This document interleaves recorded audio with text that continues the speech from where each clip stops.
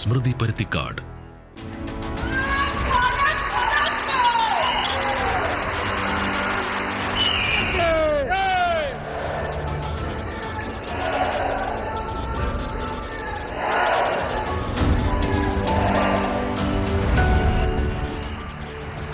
भारत माता की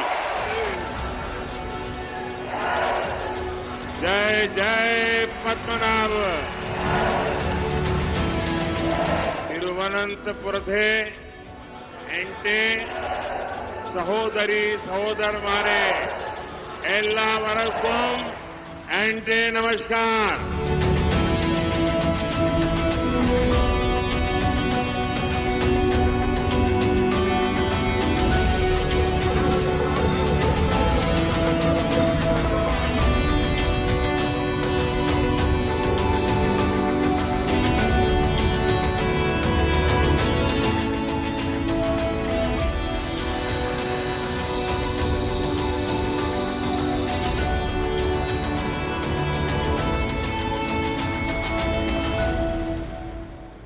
केरला में जनता के पैसों की खुलेआम लूट हो रही है. कुरुवन्नूर कोऑपरेटिव बैंक स्कैम लेप की लूट का एक ऐसा उदाहरण है. Cochin minerals and rutile limited से जुड़े एक और घोटाले में आरोपियों ने सीधे मुख्यमंत्री और उनकी बेटी तक को रिश्वत दिए जाने की बात स्वीकार की है. നമ്മുടെ പ്രധാനമന്ത്രി നരേന്ദ്രമോദി കേരളത്തിൽ വന്ന് നമ്മുടെ സംസ്ഥാനത്തോട് തങ്ങൾക്ക് ഒരവസരം നൽകണമെന്ന് ഇന്ന് അഭ്യർത്ഥിച്ചിരിക്കുന്നു. ഒരു വസ്തുത മനസ്സിലാക്കിക്കൊള്ളണം. നമ്മുടെ കേരളത്തിൽ ഏതെങ്കിലും ഒരു സീറ്റിൽ രണ്ടാം സ്ഥാനത്ത് പോലും BJP ഉണ്ടാകില്ല എന്നത് മനസ്സിലാക്കുന്നു. വെറുപ്പിൻ്റെ പ്രത്യയശാസ്ത്രത്തെ ഇവിടെ ഒരു തരത്തിലും അംഗീകരിക്കാൻ തയ്യാറാകുന്നില്ല. That the BJP is attempting to capture all the institutions of our country. These institutions are not the personal property of the Prime Minister. Let me make it very clear. The Congress party will not let the RSS change the Constitution of India. നമസ്കാരം. മോദിയും രാഹുലും ഒരുമിച്ചെത്തിയ ദിവസമാണെന്ന്. കുന്നംകുളത്തും കാട്ടാക്കടയിലും മോദിയുടെ ഊന്നൽ കരുവന്നൂരിൽ തന്നെയായിരുന്നു. കരുവന്നൂരിൽ ചതിക്കപ്പെട്ടവരുടെ പണം തിരിച്ചു നൽകുമെന്ന് വൈകാരികമായി മോദി കുന്നംകുളത്ത് പറഞ്ഞു. തൊട്ടുപിന്നാലെ ED കോടതിയിലും അതുതന്നെ പറഞ്ഞു. മുഖ്യമന്ത്രിക്കെതിരെ മാസപ്പടി ആരോപണം ഇതാദ്യമായി ഉന്നയിക്കാനും മോദി മറന്നില്ല. അപ്പുറത്ത് രാഹുലിന്റെ വയനാടൻ റോഡ് ഷോ വയനാടിനുള്ള ഉറപ്പുകൾ ആയിരുന്നു. മോദി പറയും പോലെയോ ED എന്നതാണ് നമ്മുടെ ചോദ്യം.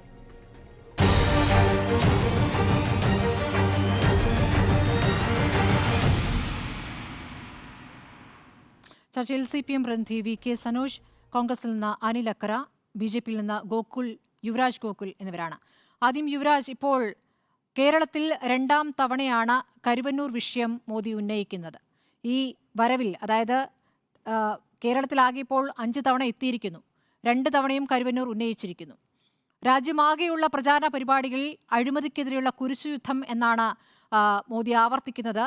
കരുവന്നൂർ പറഞ്ഞുകൊണ്ട് കേരളത്തിൽ ഒരു സീറ്റ് നേടാനാകുമോ?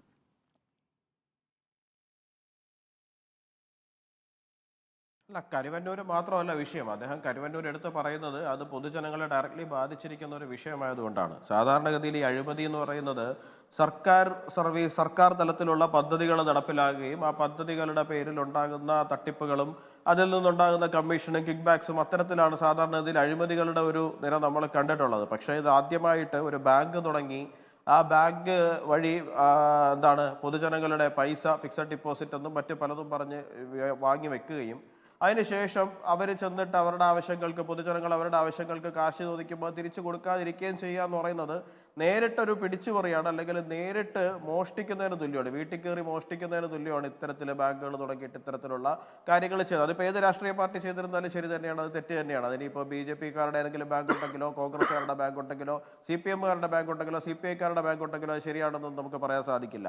പക്ഷേ കരുവന്നൂരിനെ സംബന്ധിച്ചിടത്തോളം എന്താണെന്ന് ചോദിച്ചു കഴിഞ്ഞാൽ, കരുവന്നൂരിൽ ആ കൊള്ളയുടെ ആഴം വളരെ വലുതാണ്. ഏതെങ്കിലും ലക്ഷങ്ങളിലൊന്നും അല്ല നിൽക്കുന്നത്, കോടികളിലേക്ക് തന്നെ പോയിരിക്കുകയാണ്.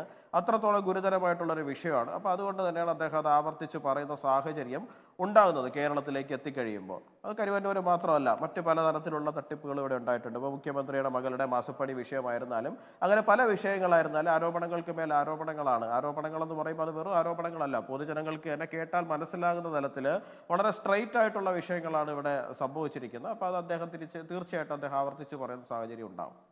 യുവരാജ് ഗോകുൽ, ഇപ്പോൾ അതിവൈകാരികമായിട്ടാണ് ഈ കരുവന്നൂർ വിഷയം പ്രധാനമന്ത്രി പ്രസംഗത്തിൽ ഉന്നയിച്ചത്.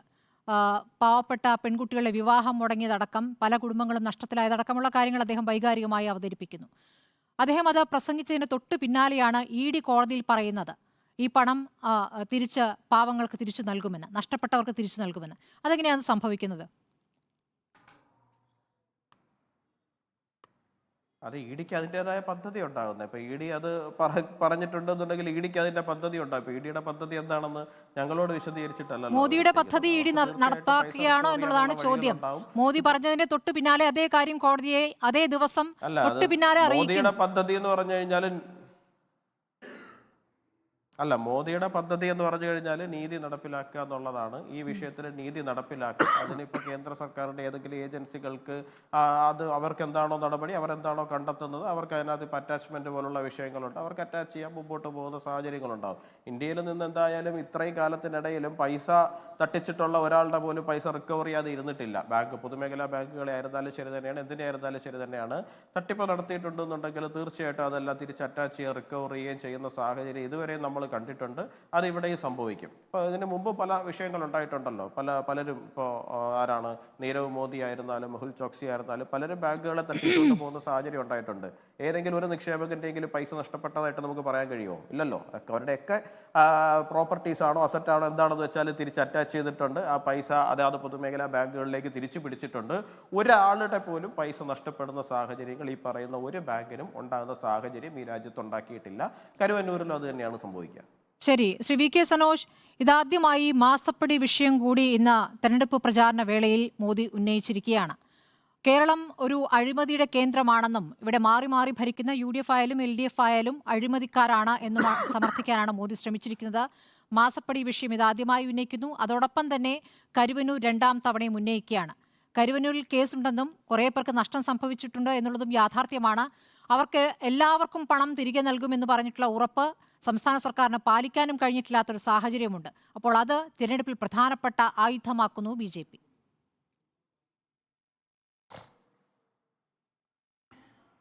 അല്ല, മോഡിയും BJPയും രാഷ്ട്രീയ പ്രേരിതമായിട്ട് ഇത്തരം ആരോപണങ്ങൾ ഉന്നയിച്ചാൽ കേരളത്തിലെ ജനങ്ങൾ ഇതെല്ലാം കേട്ട് വിശ്വസിച്ച് BJPയെ ജയിപ്പിക്കും എന്നാണ് ഇവർ കരുതുന്നത്.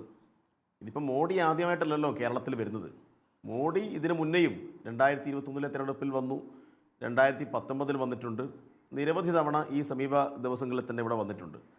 പക്ഷേ മോഡി പറയുന്നൊന്നും കേരളത്തിലെ ജനങ്ങൾ മുഖവിലക്കെടുക്കില്ല എന്ന് നമ്മൾ അനുഭവത്തിൽ കൂടി കണ്ടതാണ്. അതുകൊണ്ട് മോഡിയുടെ ഇത്തരം കാര്യങ്ങളൊന്നും വലിയ വില കേരളത്തിലെ ജനങ്ങൾ കൊടുക്കാൻ പോകുന്നില്ല. ഇപ്പോൾ 2021 എന്താ പറഞ്ഞത്? ഇവിടെ സ്വർണ്ണക്കടത്ത് നടന്നിരിക്കുന്നു, സ്വർണ്ണക്കടത്തിന് കേരളത്തിൻ്റെ മുഖ്യമന്ത്രിയുടെ ഓഫീസ് നേരിട്ട് പങ്കാളിയായിരിക്കുന്നു, അതുകൊണ്ട് കേന്ദ്ര അന്വേഷണ ഏജൻസികളെ എങ്ങനെ കൊണ്ട് വിട്ടിട്ടുണ്ട്, എല്ലാത്തിനെയും തൂക്കിയെടുത്ത് ജയിലിടും എന്നൊക്കെയല്ലേ പറഞ്ഞത്. ഇപ്പോൾ എന്തായി? എന്തെല്ലാം പ്രചരണമായിരുന്നു കേരളത്തിലെ മാധ്യമങ്ങളിൽ കൂടിയെല്ലാം നമ്മൾ കണ്ടത്. വലിയ പ്രചരണം നടത്തി. പക്ഷേ 2021 മോഡിയുടെ BJPയുടെ മറ്റ് ഇടതുപക്ഷ വിരുദ്ധരുടെ എല്ലാ ആക്രമണങ്ങളെയും അതിജീവിച്ചുകൊണ്ട് ശക്തമായി ഇടതുപക്ഷത്തിന് തിരിച്ചു വരാൻ വേണ്ടി കഴിഞ്ഞിട്ടുണ്ട്. സനോജ്, ഇപ്പോൾ രാഷ്ട്രീയ എതിരാളികൾക്കെതിരെ ED ഉപയോഗിച്ചാണെങ്കിലും ആ നടപടികൾ തുടങ്ങിക്കഴിഞ്ഞിരിക്കുന്നു. വിവിധ സംസ്ഥാനങ്ങളിൽ കേജ്രിവാളിന്റെ കാര്യം കണ്ടതാണ്. ഇപ്പോൾ മാസപ്പടി വിഷയവുമായി ബന്ധപ്പെട്ട മോദി ആ വിഷയം ഇന്ന് ഉന്നയിക്കുന്നു എന്ന് മാത്രമല്ല, ഇതിനിടയ്ക്ക് അപ്പുറത്ത് അന്വേഷണം നടക്കുന്നുണ്ട്. ED ഇന്ന് CMRലെ അധികൃതരെ വിളിപ്പിച്ചിരുന്നു. ഉദ്യോഗസ്ഥർ ഇന്ന് ഹാജരായിട്ടുണ്ട്, കർത്ത ഹാജരായിട്ടില്ല. പക്ഷെ അടുത്ത ഘട്ടം എന്നുള്ളത് മുഖ്യമന്ത്രിയുടെ മകളാണ് എന്നുള്ള കാര്യം പറയുകയാണ്. ED അടുത്തതായി വിളിപ്പിക്കാൻ പോകുന്നത് വീണ വിജയനെയാണ്.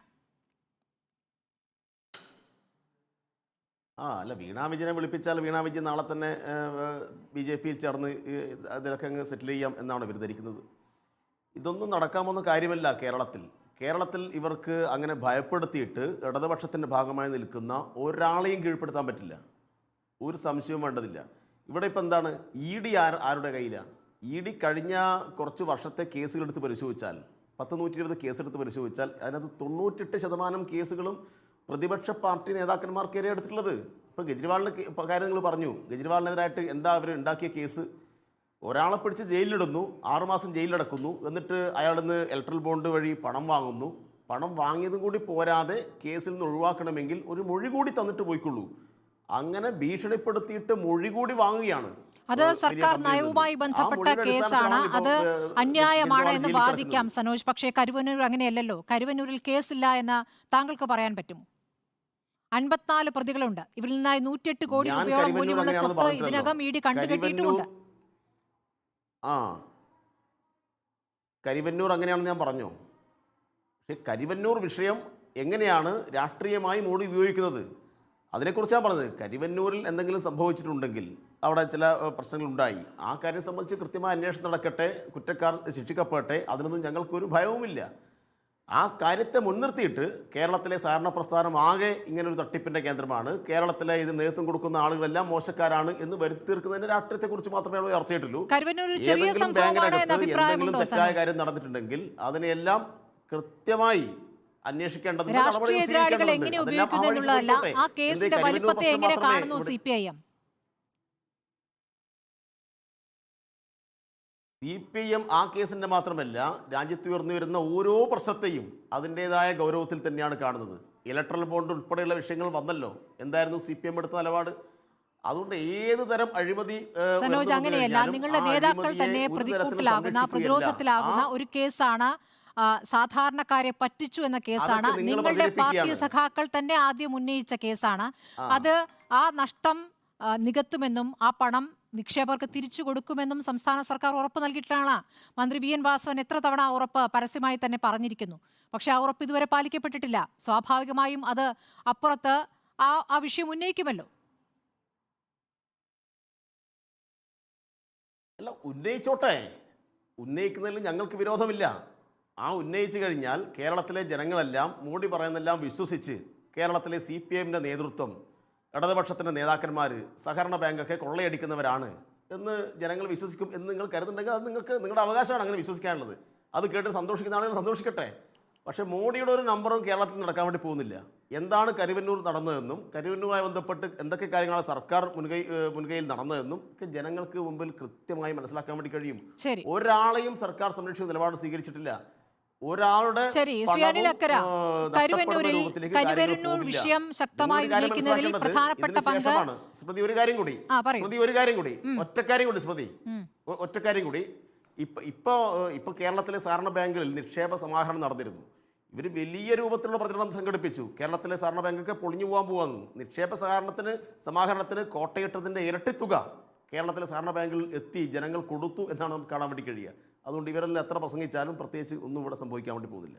ശരി, അനിലക്കര, ഈ കരുവന്നൂർ വിഷയം പ്രധാനമായി ഉന്നയിക്കുന്നതിൽ താങ്കൾക്കും ഒരു പങ്കുണ്ട്. താങ്കൾ ആ വിഷയം നിരന്തരം ഉന്നയിച്ചിരുന്നു. പക്ഷേ ആ രൂപത്തിൽ പാർട്ടി അത് ഏറ്റെടുത്തില്ല എന്ന് വേണ്ടേ കാണാൻ. ഇപ്പോൾ രാഹുൽ ഗാന്ധി എത്തി ഇവിടെ പ്രസംഗിക്കുമ്പോഴും മോദിക്കെതിരെയുള്ള ചില കാര്യങ്ങൾ ഉന്നയിക്കുന്നുണ്ട്.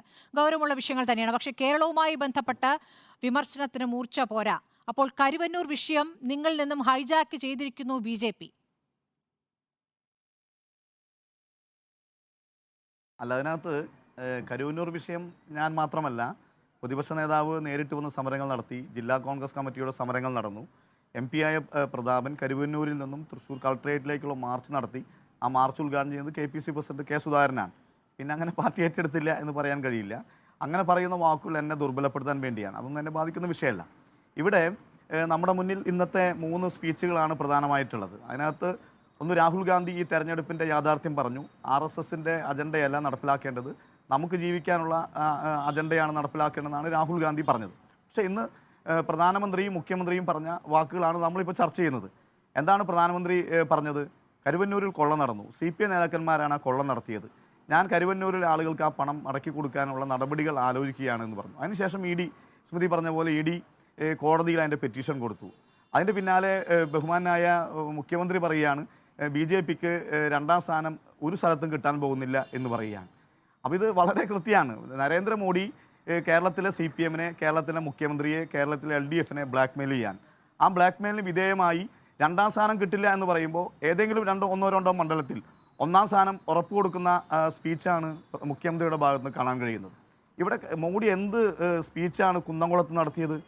കരുവന്നൂർ കേസിനകത്ത് പ്രധാനമന്ത്രി പറയുകയാണ് ഇവിടെ കൊള്ള നടന്നു എന്ന് പറയുമ്പോൾ ആ കൊള്ളയിൽ ഉന്നതരായ രാഷ്ട്രീയ നേതാക്കന്മാർ CPM നേതാക്കന്മാർ ഉണ്ട് എന്ന് പറയുമ്പോൾ എത്ര ദിവസമായി അദ്ദേഹം ഇത് പറഞ്ഞുകൊണ്ടിരിക്കുന്നു? ഞങ്ങളൊക്കെ ധരിച്ചിരുന്നത് ഇന്ന് 15-ാം തീയതി വരുന്നതിന് മുമ്പ് ഏതെങ്കിലും CPM നേതാവിനെ വളരെ കൃത്യമായ എവിഡൻസുകളുണ്ടല്ലോ. AC മൊയ്തീൻ്റെ 40 ലക്ഷം രൂപ കണ്ടുകെട്ടിയതും ഡൽഹിയിലെ അഡ്വക്കേച്ചർ അതോറിറ്റി ശരിവെച്ചതുമായ എവിഡൻസ് നിൽക്കുകയാണല്ലോ. PK ബിജു 5 ലക്ഷം കിട്ടിയത് മൊഴിയായി കൊടുത്തിട്ടുണ്ട്. അപ്പോൾ ഇവരെ ഒന്നും അറസ്റ്റ് ചെയ്യാതെ അദ്ദേഹം ബ്ലാക്ക് മെയിൽ ചെയ്യുകയാണ് ഇതുമായി ബന്ധപ്പെട്ടുകൊണ്ട്. എന്തിനു വേണ്ടിയാണെന്നുള്ളത് ഞാൻ പലതവണ പറഞ്ഞു കഴിഞ്ഞതാണ്. അതിനുശേഷം മാസപ്പടി വിവാദം ഈ മോഡി വീണ്ടും പറയുകയാണ്. അദ്ദേഹമാണ് പറയുന്നത്, ഇന്ത്യയുടെ പ്രധാനമന്ത്രി പറയുകയാണ് ഒരു നാട്ടിൽ കളവ് നടന്നിട്ട് യഥാർത്ഥത്തിൽ മോഡിയുടെ പേരിലാണ് കേസെടുക്കേണ്ടത്. കാരണം ഈ നാട്ടിൽ കളവ് നടന്നാൽ ആ കളവ് യഥാർത്ഥത്തിൽ അറിയിക്കേണ്ടതും ആ നടപടിയെടുക്കേണ്ട ആളുമാണെങ്കിൽ നടപടിയെടുക്കേണ്ടതുമായ ഉന്നത അധികാരിയായ ആളാണ് ഇവിടെ കളവ് നടക്കുന്നു എന്ന് പറഞ്ഞുകൊണ്ട് ഈ നടക്കുന്നത്. അദ്ദേഹം അത് ചെയ്ത് കാണിക്കേണ്ട ഒരാളാണ്. എന്ന് വെച്ചാൽ അദ്ദേഹം CPM നേതാക്കന്മാരെ ബ്ലാക്ക് മെയിൽ ചെയ്യാൻ എങ്ങനെയെങ്കിലും ഈ തെരഞ്ഞെടുപ്പിൽ, കഴിഞ്ഞ തെരഞ്ഞെടുപ്പിൽ അതുണ്ടായി. കഴിഞ്ഞ തെരഞ്ഞെടുപ്പിൽ പിന്നെ സനോജ് പറഞ്ഞ പോലെയല്ല, സ്വർണ്ണക്കള്ളക്കടത്ത് കേസിലെ പ്രതി യുമായി ബന്ധപ്പെട്ട കേസിൽ ശിവശങ്കരൻ ജയിലിൽ കിടന്നു. ഇപ്പോൾ അദ്ദേഹത്തിൻ്റെ ശാരീരിക അസ്വസ്ഥം 2 ശസ്ത്രക്രിയയ്ക്ക് വേണ്ടി താൽക്കാലിക ജാമ്യത്തിൽ വിട്ടു. പക്ഷേ അന്വേഷണം മുന്നോട്ട് പോയില്ല. കേന്ദ്ര ഏജൻസികളെ വിളിച്ചു വരുത്തിയത് കേരളത്തിൻ്റെ മുഖ്യമന്ത്രിയാണ്. ഞാൻ ഈ വിഷയത്തിലേക്ക് കടന്നു പോവുകയല്ല. പക്ഷേ ഇവിടെ നമുക്ക് നരേന്ദ്രമോദിയെയും ഭീഷണിപ്പെടുത്തുന്ന നരേന്ദ്രമോദിയെയും അതിന് കീഴടങ്ങുന്ന മുഖ്യമന്ത്രിയുമാണ് കാണാൻ കഴിയുന്നത്. പിന്നെ നരേന്ദ്രമോദി പറഞ്ഞ ബഹുവിഡിത്തം, അദ്ദേഹം കേരളത്തിൻ്റെ ഇന്ത്യയുടെ പ്രധാനമന്ത്രിയാണോ? ആ ഒരു പ്രധാനമന്ത്രിയാണോ ഈ സ്പീച്ച് നടത്തിയത്? കരുവന്നൂർ കേസിൽ ED കണ്ടെത്തിയ പണം ഞങ്ങൾ അത് ഇതിൻ്റെ ഇരകൾക്ക് കൊടുക്കാൻ പോവുകയാണ് എന്നാണ് പറയുന്നത്. അങ്ങനെ ഒരു നിയമം ഈ രാജ്യത്തുണ്ടോ?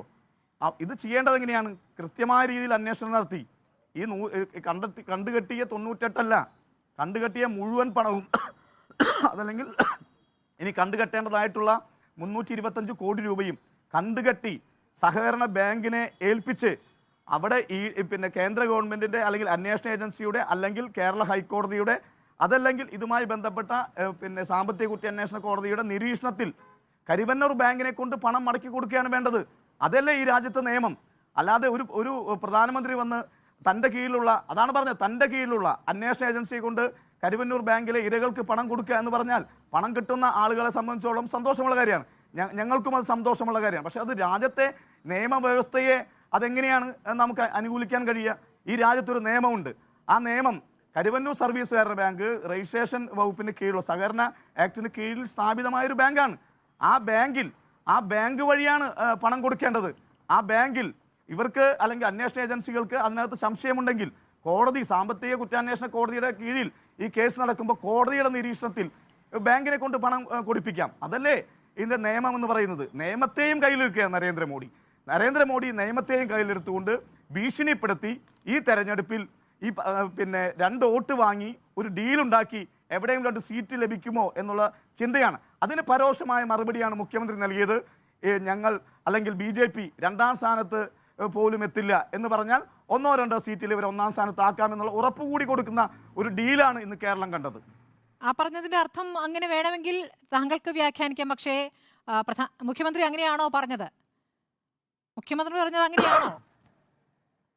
അല്ല, ഞാൻ പറഞ്ഞത് നരേന്ദ്രമോദി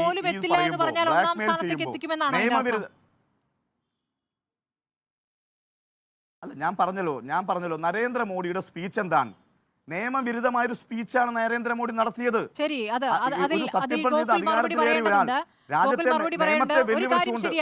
ഈ കരുവന്നൂരിൽ ഒരു ഘട്ടത്തിൽ ED വളരെ വേഗത്തിൽ അന്വേഷണം നടത്തുന്നു, ചോദ്യം ചെയ്യാൻ ഓരോരുത്തരെയായി വിളിപ്പിക്കുന്നു. പിന്നെ ഒരു ഘട്ടത്തിൽ അതങ്ങ് നിന്നുപോയി. പിന്നെ തെരഞ്ഞെടുപ്പ് പ്രഖ്യാപിച്ച ശേഷം വളരെ വേഗമാണ് സംഭവിച്ചത്. നേതാക്കളെ അടക്കം, CPM നേതാക്കളെ അടക്കം വിളിപ്പിക്കുന്നത് ഈ തെരഞ്ഞെടുപ്പ് പ്രഖ്യാപിച്ച ശേഷമാണല്ലോ. ഇപ്പോൾ പ്രസക്തമായ കാര്യമാണ് ഇപ്പോൾ അനിൽ അക്കര ചോദിച്ചിരിക്കുന്നത്. എങ്ങനെയാണ് ഈ കുറ്റാരോപണത്തിൽ നിന്ന് പണം സ്വീകരിച്ചുകൊണ്ട് നിക്ഷേപകർക്ക് തിരികെ നൽകുക? അതൊന്ന് യുവരാജ് ഗോകുൽ വ്യക്തമാക്കി. യുവരാജ് ഗോകുൽ, മറുപടി പറയാം. ഈ കരുവന്നൂരിൽ കുറ്റവാളികളെന്ന് തെളിയും മുമ്പ് ഇപ്പോൾ ചോദ്യം ചെയ്യപ്പെടുന്ന ആളുകളിൽ നിന്ന് പണം എടുത്തുകൊണ്ട് അതെങ്ങനെയാണ് ഈ നിക്ഷേപകർക്ക് തിരിച്ചു നൽകുക? അതിൻ്റെ ഒരു നിയമരീതി ഒന്ന് വിശദീകരിക്കാമോ? തീർച്ചയായിട്ടും സ്മൃതി. ഇന്നത്തെ അനിലക്കരയുടെ പ്രശ്നം എന്താന്ന് പറഞ്ഞാൽ ഞാൻ ഈ BJP-യിലേക്ക് പോകുന്ന കോൺഗ്രസ്സുകാരനല്ല എന്ന് സ്ഥാപിക്കാനുള്ള ഒരു വെപ്രാളമാണ് അദ്ദേഹം ഈ വിഷയവുമായി ബന്ധപ്പെട്ട എല്ലാ ചർച്ചകളിലും കാണിച്ചുകൊണ്ടിരിക്കുന്നത്. കാരണം പണം തട്ടിച്ചതാരാണ്? CPM ആണ്. അത് അദ്ദേഹത്തിനും വളരെ നന്നായിട്ട് അറിയാം. പക്ഷേ ₹1 അവിടെ ഇട്ട ₹1 ഇപ്പുറത്ത് ഇടണം എന്ന് പറയുന്നത് അദ്ദേഹം ഒരു വഴിപാട് പോലെ എടുത്തിരിക്കുന്നതാണ്. അതായത് CPM-ന്റെ ഒരു വിഷയം പറഞ്ഞു കഴിഞ്ഞാൽ അതിന്റെ കൂട്ടത്തിൽ പിടിച്ചിട്ട് BJP-ക്ക് വിട്ട് എന്തെങ്കിലും പറയുക. ശ്രീ അനിൽ അക്കര, എനിക്ക് മനസ്സിലാകാത്തതുകൊണ്ട് വയ്ക്കുകയാണ്, താങ്കൾ ഇന്നത്തെ പ്രധാനമന്ത്രിയുടെ പ്രസംഗം ശ്രദ്ധിച്ചു കേട്ടോ? അദ്ദേഹത്തിന്റെ പ്രസംഗത്തിന്റെ മലയാളം ട്രാൻസ്ക്രിപ്റ്റ് എൻ്റെ കയ്യിലുണ്ട്. താങ്കൾ പറയുന്ന ആ ഭാഗം ഞാനൊന്ന് വായിക്കാം. ഇതിനകത്ത് എവിടെയാണ് താങ്കൾ പറഞ്ഞതുപോലെ എന്ന് എനിക്ക് മനസ്സിലാകുന്നതല്ല. അദ്ദേഹം പറഞ്ഞിരിക്കുന്നത്, ഈ വിഷയത്തിൽ CPM മുഖ്യമന്ത്രി നുണ പറയുകയാണ്. പണം നഷ്ടപ്പെട്ടവർക്ക് പണം തിരികെ നൽകുമെന്നും കുറ്റക്കാർക്കെതിരെ നടപടിയെടുക്കുമെന്നാണ് പറയുന്നത്. എന്നാൽ ഈ അഴിമതി കേസിൽ മോദി സർക്കാരാണ് അന്വേഷണം നടത്തിയത്. ഇതുവരെ ഈ കേസിൽ തട്ടിപ്പുകാരുടെ 90 കോടി രൂപ ED പിടിച്ചെടുത്തു. ഇപ്പോഴും വിഷയത്തിൽ നിയമജ്ഞരുമായി ഞാൻ ചർച്ച നടത്തുകയാണ്. പിടിച്ചെടുത്ത 90 കോടി എങ്ങനെ പാവങ്ങൾക്ക് വിട്ടുകൊടുക്കാമെന്നാണ് ചർച്ച ചെയ്യുന്നത്. കരുവന്നൂരിൽ സഹകരണ കൊള്ളയിൽ വഞ്ചിതരായവർക്ക് പണം തിരികെ നൽകാൻ സാധ്യമായതെല്ലാം തങ്ങൾ ചെയ്യും. ഇതിൻ്റെ അകത്ത് എവിടെയാണ് അദ്ദേഹം നേരിട്ട് പോയിട്ട് ED നേരിട്ട് പണം വിതരണം ചെയ്യുമെന്ന് പറഞ്ഞിരിക്കുന്നതെന്ന് താങ്കൾക്കൊന്ന് പറയാമോ? അദ്ദേഹം പറഞ്ഞിരിക്കുന്നത് 90 കോടി രൂപ ഇതിനോടകം പിടിച്ചെടുത്ത് കഴിഞ്ഞിട്ടുണ്ട്. 2, ഈ പണം എങ്ങനെയാണ് തിരിച്ച് വിതരണം ചെയ്യുക എന്നുള്ള കാര്യം നിയമജ്ഞരുമായി ചർച്ച നടത്തുകയാണ്. നിയമത്തിന്റെ ഏത് രീതിയിലൂടെ ED കോടതിയിൽ പറഞ്ഞതും പ്രശ്നമുണ്ട്. അതെങ്ങനെയാണ് അങ്ങനെ നേരിട്ട് കൊടുക്കുക? ED എങ്ങനെയാണ് പറഞ്ഞത് നിക്ഷേപകർക്ക് തിരികെ നൽകുമെന്ന്? അല്ലല്ല, സ്മൃതി, ഞാൻ ED-യുടെ വക്താവല്ല. ഞാൻ പ്രധാനമന്ത്രി പ്രതിദാനം ചെയ്യുന്ന ഭാരതീയ ജനതാ പാർട്ടിയുടെ വക്താവാണ്. അപ്പൊ എന്നെ സംബന്ധിച്ചിടത്തോളം അദ്ദേഹം ചോദിച്ച ചോദ്യം പ്രധാനമന്ത്രി ഇതെങ്ങനെ പറഞ്ഞു എന്നുള്ളതാണ്. അതിന് മാത്രമാണ് എനിക്ക് മറുപടി പറയാൻ കഴിയുക.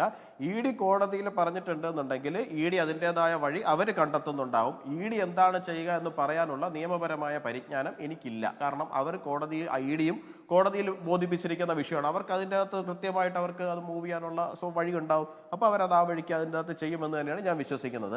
BJP-യെ സംബന്ധിച്ചിടത്തോളം, പ്രധാനമന്ത്രിയെ സംബന്ധിച്ചിടത്തോളം അദ്ദേഹം പറഞ്ഞത് 90 കോടി രൂപ ഇതിനോടകം അറ്റാച്ച് ചെയ്തിട്ടുണ്ട്. ആ അറ്റാച്ച് ചെയ്ത പൈസ പാവങ്ങൾക്ക് എങ്ങനെ തിരിച്ചു കൊടുക്കാമെന്നുള്ള കാര്യത്തിൽ നിയമജ്ഞരുമായിട്ട് ചർച്ച നടത്തുകയാണ്.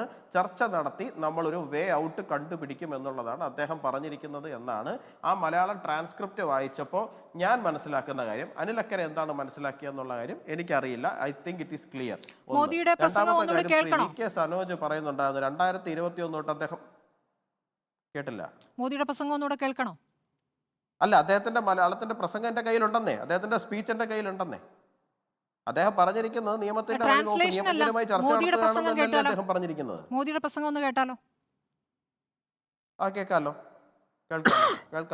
ആദ്യ ഭാഗത്തെ ആ ബൈറ്റ് ഒന്നുകൂടെ ഒന്ന് പ്ലേ ചെയ്യണം.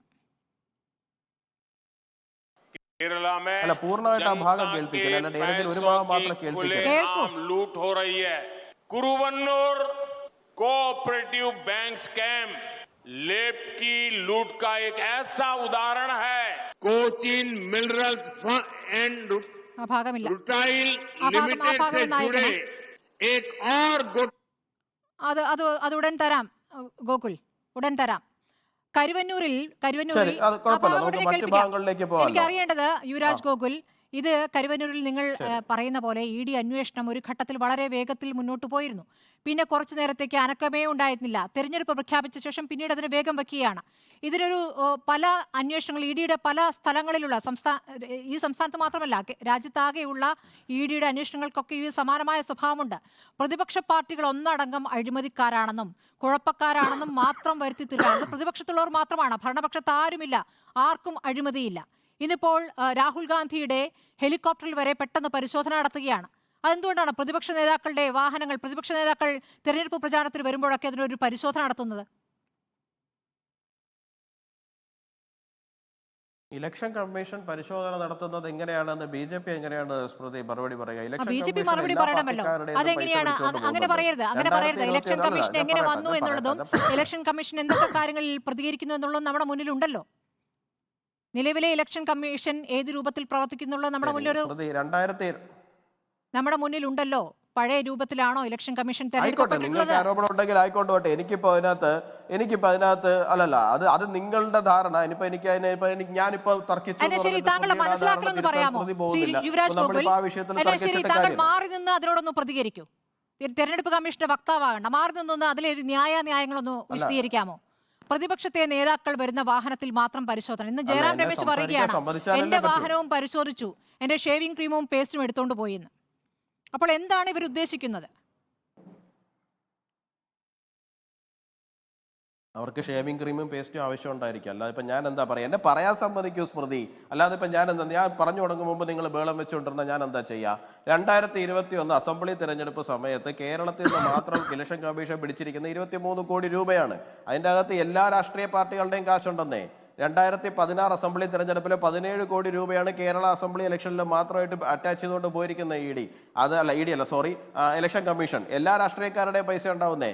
തമിഴ്നാട്ടിൽ നിന്ന് 499 കോടി രൂപ, 500 കോടി രൂപയാണ് 2021 അസംബ്ലി തെരഞ്ഞെടുപ്പിൽ തമിഴ്നാട്ടിൽ നിന്ന് മാത്രം പിടിച്ചെടുത്തിരിക്കുന്നത് ഇലക്ഷൻ കമ്മീഷൻ. എല്ലാ രാഷ്ട്രീയ പാർട്ടികളുടെയും പൈസ ഉണ്ടാവുന്നേ. അങ്ങനെ പ്രത്യേകിച്ച് ഒരു പാർട്ടിയുടേത് മാത്രം എന്നുള്ളതൊന്നുമില്ല. ഇപ്പൊ ഞാൻ വരുന്ന വഴിക്ക് എന്റെ വണ്ടി എത്ര തവണ പിടിച്ചു നിർത്തിയിട്ട് അവര് നോക്കുന്നുണ്ട്. എല്ലാവരുടെയും വണ്ടികൾ അവര് വാഹനം പരിശോധിച്ച് നോക്കുന്നുണ്ട്. ഹെലികോപ്റ്ററിൽ വരുമ്പോൾ രാഹുൽ ഗാന്ധിയെ പോലെ ഒരു രാഷ്ട്രീയ നേതാവിന്റെ വാഹനം അത് ഹെലികോപ്റ്റർ ആകട്ടെ അല്ലെങ്കിൽ കാർ ആകട്ടെ അത് പരിശോധിക്കുന്നതിൽ നൽകുന്ന സന്ദേശം എന്താണ്? അല്ല, BJP പ്രതിപക്ഷത്തിരിക്കുന്ന സമയത്ത് BJP നേതാക്കളുടെയും BJPക്കാരുടെയും ഒക്കെ സമുന്നതരായ നേതാക്കളുടെ അമിത്ഷാജിയുടെ വാഹനം ഉൾപ്പെടെ എത്രയോ തവണ പരിശോധിച്ചിരിക്കുന്നു. അതിനകത്തൊക്കെ ഇത് പരാതി പറഞ്ഞിട്ട്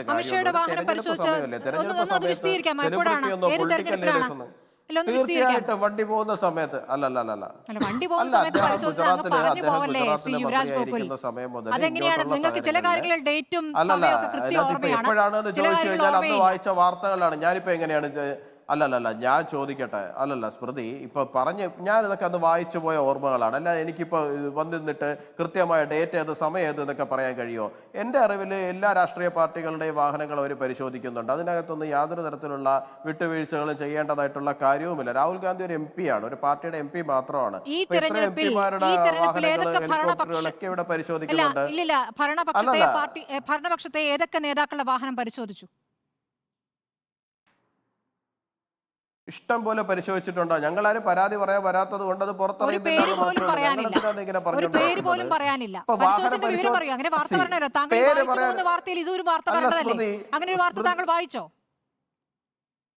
അല്ല, വരേണ്ട കാര്യമില്ല. അതിനകത്തൊരു വിവാദം ഉണ്ടാക്കിയാലല്ലേ അതിനകത്ത് വാർത്ത വരേണ്ട കാര്യമുള്ളൂ. ഇപ്പൊ തെരഞ്ഞെടുപ്പ് ആവുന്ന സമയത്ത് പൊതുജനങ്ങളുടെ ആവട്ടെ, രാഷ്ട്രീയക്കാരുടെ ആവട്ടെ, നേതാക്കളുടെ ആകട്ടെ വാഹനങ്ങൾ പരിശോധിക്കുക എന്ന് പറയുന്നത് സ്വാഭാവിക ഒരു കാര്യമാണ്. അതിനെക്കുറിച്ചിട്ട് ഞങ്ങൾക്ക് നല്ല ധാരണയും ഞങ്ങൾക്ക് നല്ല നിശ്ചയമുണ്ടെന്നേ. അപ്പൊ ഞങ്ങൾ പോയിട്ട് അതിനെ വാർത്തയാക്കാനും ഞങ്ങൾ അതിനെ വിവാദമാക്കാനും പോകേണ്ട കാര്യം ഞങ്ങൾക്കില്ലല്ലോ.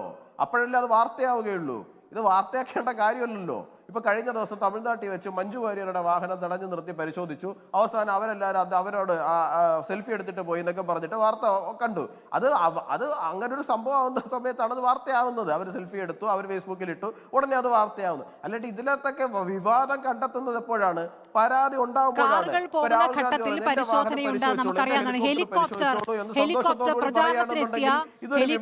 തടഞ്ഞുകൊണ്ട് പരിശോധന പരിപാടി തന്നെ എന്നിട്ട് വൈകുകയായിരുന്നു.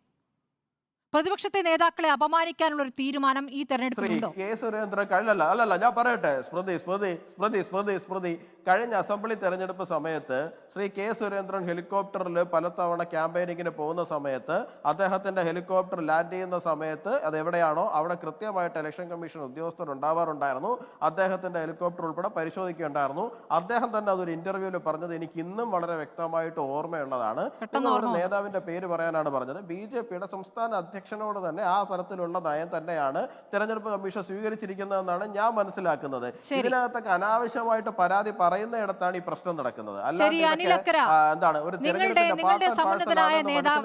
പ്രചാരണത്തിനെത്തുമ്പോൾ ആ ഹെലികോപ്റ്ററിൽ പരിശോധന നടത്തുന്നു. അത് രാഹുൽ ഗാന്ധിക്ക് മാത്രമല്ല ജയറാം രമേശിന് അനുഭവമുണ്ട്, തൃണമൂൽ കോൺഗ്രസിന്റെ അഭിഷേക് ബാനർജിക്ക് അനുഭവമുണ്ട്.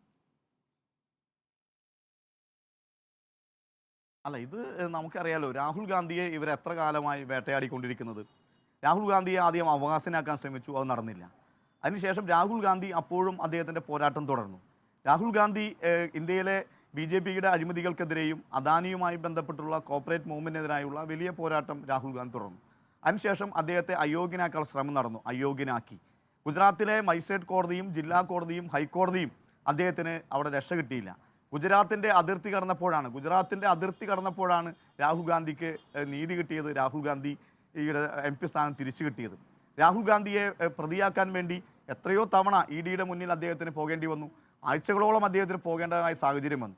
അത് കഴിഞ്ഞ് ആ രാഹുൽ ഗാന്ധി വർദ്ധിച്ച വീര്യത്തോടുകൂടി തിരിച്ചു വരികയും കന്യാകുമാരിയിൽ നിന്നും കാശ്മീരിലേക്ക് അദ്ദേഹത്തിൻ്റെ ജോഡോ യാത്രയുടെ ആദ്യഘട്ടം നടന്നു. രണ്ടാം ഘട്ട ജോഡോ യാത്ര അദ്ദേഹം മണിപ്പൂരിൽ നിന്ന് ആരംഭിച്ച് ഈ തെരഞ്ഞെടുപ്പിന് തൊട്ടുമുമ്പാണ് സമാപിച്ചത്. തീർച്ചയായും രാഹുൽ ഗാന്ധി ഇന്ന് ഇന്ത്യയിൽ വലിയ വികാരമായി മാറിയിരിക്കുന്ന ഒരു സാഹചര്യം നിൽക്കുകയാണ്. കേരളത്തിൽ അദ്ദേഹത്തിൻ്റെ നമ്മുടെ എല്ലാ സർവേയിലും കാണുന്നത് 65% ജനപിന്തുണയുള്ള നേതാവായി, കേരളത്തിലെ കാര്യമാണ് ഞാൻ സൂചിപ്പിക്കുന്നത്, വലിയ പിന്തുണയുള്ള നേതാവായി നിൽക്കുകയാണ്. ഇവിടെ ടാർഗറ്റ് ചെയ്യുന്നത് എന്താണ്? കേരളത്തിൽ 1-2 സീറ്റ് എങ്ങനെ കിട്ടും എന്നതിനെക്കുറിച്ച് വലിയ രീതിയിലുള്ള ചർച്ചകൾ ഞാൻ നേരത്തെ പറഞ്ഞ പോലെ നടക്കുകയാണ്. അത് ഇന്ന് രാഹുൽ ഗാന്ധി ഇവിടെ വയനാട്ടിലേക്ക് വരുമ്പോൾ അദ്ദേഹത്തിൻ്റെ ഹെലികോപ്റ്ററിനകത്ത് കയറി എന്തെങ്കിലും പരിശോധിച്ചാൽ എന്തെങ്കിലും കിട്ടുമോ, അങ്ങനെ രാഹുൽ ഗാന്ധി അവകാശനാക്കാൻ കഴിയുമോ എന്ന് അദ്ദേഹത്തെ ഭയപ്പെടുത്താൻ ശ്രമിപ്പിക്കുകയാണ്. അതൊന്നും രാഹുൽ ഗാന്ധി എന്ന് പറയുന്ന അദ്ദേഹത്തിൻ്റെ പാരമ്പര്യം എന്താണ്?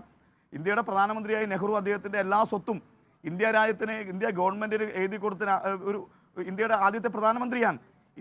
ബ്രിട്ടീഷുകാരോട് ഇന്ത്യ രാജ്യത്തെ വിലക്ക് ചോദിച്ച മോത്തിലാൽ നെഹ്റുവിൻ്റെ പാരമ്പര്യം ഉള്ള ഒരു കുടുംബത്തിൽ നിന്ന് രാഹുൽ ഗാന്ധിയെ പേടിപ്പിക്കാൻ നോക്കുകയാണ്. രാഹുൽ ഗാന്ധിയെ ജയിലിൽ അടപ്പിക്കാൻ നോക്കിയിട്ട് നടന്നില്ല. രാഹുൽ ഗാന്ധിയുടെ ജനപ്രതിനിധി എന്നുള്ള അദ്ദേഹത്തിൻ്റെ പ്രിവിലേജ് ഇല്ലാതാക്കാൻ നോക്കിയിട്ടും നടന്നില്ല. ഇതൊരു പോരാട്ടമാണ്. രാഹുൽ ഗാന്ധി ഏറ്റെടുത്തിട്ടുള്ളത് ഒരു വലിയ പോരാട്ടമാണ്. അതാണ് രാഹുൽ ഗാന്ധി പറഞ്ഞത്. ഇവിടെ വന്ന് പറയുന്ന ഉത്തരവാദിത്തമുള്ള പ്രധാനമന്ത്രി പറയുകയാണ്, നാട്ടിൽ കൊള്ള നടക്കുകയാണ്, ഞാൻ ആ കൊള്ളയ്ക്ക് സാക്ഷിയാണ് എന്ന് പറയുന്ന മോഡിയുടെ വാക്കുകളല്ല രാഹുൽ ഗാന്ധി പറഞ്ഞത്. ഇന്ത്യക്ക് സ്വാതന്ത്ര്യം വാങ്ങി തന്നത് RSSന്റെ അജണ്ട വെച്ചുകൊണ്ടല്ല എന്നാണ് രാഹുൽ ഗാന്ധി പറഞ്ഞത്. ഇനി ജീവിക്കേണ്ടതും RSSന്റെ അജണ്ട വെച്ചുകൊണ്ടല്ല. വെറുപ്പിൻ്റെ കമ്പോളത്തിൽ സ്നേഹത്തിൻ്റെ കട തുറന്ന രാഹുൽ ഗാന്ധി ഇന്ത്യ സഖ്യം വളരെ മനോഹരമായി കന്യാകുമാരി മുതൽ കാശ്മീർ വരെ നയിക്കുമ്പോൾ കേരളം അതിനകത്ത് ഒരു ചെറിയ പൊട്ട് പോലെ മാറി നിൽക്കുന്ന ദുഃഖകരമായ സാഹചര്യം നമ്മുടെ മുന്നിലുണ്ട്. അങ്ങനെ പഴയ രാഹുൽ ഗാന്ധിയേക്കാൾ രാഹുൽ ഗാന്ധി മോദിയുടെ ഏറ്റവും ശക്തനായ വിമർശകനാണ് എന്നുള്ള കാര്യത്തിൽ നമുക്ക് തർക്കമില്ല. പക്ഷെ കേരളത്തിൽ പ്രചാരണത്തിന് വരുമ്പോഴും സംസ്ഥാന സർക്കാരിനെതിരെ, പിണറായി വിജയൻ സർക്കാരിനെതിരെ ഒന്നും അതിശക്തമായി പറയാൻ രാഹുൽ ഗാന്ധി തയ്യാറാകുന്നില്ല. അപ്പോൾ നിങ്ങൾ എന്താണോ പറഞ്ഞുകൊണ്ടിരിക്കുന്നത് കേരളത്തിൽ അത് ഏറ്റെടുക്കാൻ രാഹുൽ തയ്യാറാകുന്നില്ല എന്നർത്ഥം കൂടിയില്ലേ? അല്ല, അത് രാഹുൽ ഗാന്ധി എന്ന് പറയുന്ന ഒരു ദേശീയ നേതാവിൻ്റെ കാഴ്ചപ്പാടുമായി കാണണം. അത് നമ്മൾ മനസ്സിലാക്കണല്ലോ. രാഹുൽ ഗാന്ധി കേരളത്തിൽ നിന്ന് MP എന്നത് യാഥാർത്ഥ്യമാണ്. അത് ഞങ്ങളുടെ ഒരു പിന്നെ എങ്ങനെയാണ് രാഹുൽ ഗാന്ധിക്ക് വളരെ സുരക്ഷിതമായൊരു സീറ്റും രാഹുൽ ഗാന്ധിക്ക് ഇന്ത്യ രാജ്യത്ത് എല്ലാ തരത്തിലും സ്വാതന്ത്ര്യത്തോടും കൂടി അദ്ദേഹത്തിന് കൂടുതൽ സമയം ചെലവഴിച്ചുകൊണ്ട് പ്രവർത്തിക്കാൻ കഴിയുന്ന ഒരു സാഹചര്യം കേരളത്തിലെ പാർട്ടി ഒരുക്കിയതാണ്. ആ രാഹുൽ ഗാന്ധി കേരളത്തിൽ വരുമ്പോൾ കേരളത്തിലെ മുഖ്യമന്ത്രിക്കെതിരായി പറയണമെന്ന് പറയുന്ന സ്റ്റേറ്റ്മെന്റ് അത് ബാലിശ്യമാണ്. കാരണം എന്താണ്? രാഹുൽ ഗാന്ധി നാളുകളിൽ ഈ രാജ്യത്തെ നയിക്കേണ്ടതാണ്. ഒരുപക്ഷെ നാളുകളിൽ തെറ്റിദ്ധരുത്തി CPM-നെ കൂട്ടച്ചേർക്കേണ്ട രാഹുൽ ഗാന്ധിയാണ്. ശ്രീ VK സനോജ്, കരുവന്നൂർ 2 തവണ ഉന്നയിക്കുന്നു. പക്ഷേ ഇത്തവണ അദ്ദേഹം അത് കുറച്ചുകൂടി വൈകാരികമായി അവതരിപ്പിക്കുകയാണ്. നമുക്കറിയാം കരുവന്നൂർ വിഷയം അത് വളരെ സിസ്റ്റമാറ്റിക് ആയിട്ടാണ് അവരത് കൊണ്ടുവരുന്നത്. സുരേഷ് ഗോപി അവിടെ പദയാത്ര നടത്തുന്നു, സുരേഷ് ഗോപിയെ തൃശ്ശൂരിലെ സ്ഥാനാർത്ഥിയാക്കുന്നു. പിന്നീട് ആലത്തൂരിലെ സ്ഥാനാർത്ഥി വിളിച്ച് മോദിയോട് പറയുന്നു കരുവന്നൂർ വിഷയത്തിൽ ഒരു നടപടി ഉണ്ടാകുമെന്ന് സ്ഥാനാർത്ഥിക്ക് ഉറപ്പു നൽകുന്നു. ഈ കാര്യങ്ങളൊക്കെ നമ്മൾ കണ്ടതാണ്. ഇന്നിപ്പോൾ പറയുന്നു കരുവന്നൂരിലെ നിക്ഷേപകർ ഇപ്പോഴും പണം കിട്ടാതെ കരയുകയാണ്. ആ കാര്യത്തിൽ പാവപ്പെട്ട ഒരുപാട് പെൺകുട്ടികളുടെ വിവാഹം മുടങ്ങിപ്പോയി. അങ്ങനെ പാവങ്ങളെ ഒരുപാട് ബുദ്ധിമുട്ടിച്ച ഒരു സാഹചര്യമുണ്ട്. ഇതിൽ നിങ്ങളുടെ സേവകനായ മോദി ഇതാ നിൽക്കുന്നു നിങ്ങളെ സഹായിക്കാൻ എന്ന് പറയുമ്പോൾ അത് കേൾക്കാൻ ഒരുപാട് പേരുണ്ടാകും.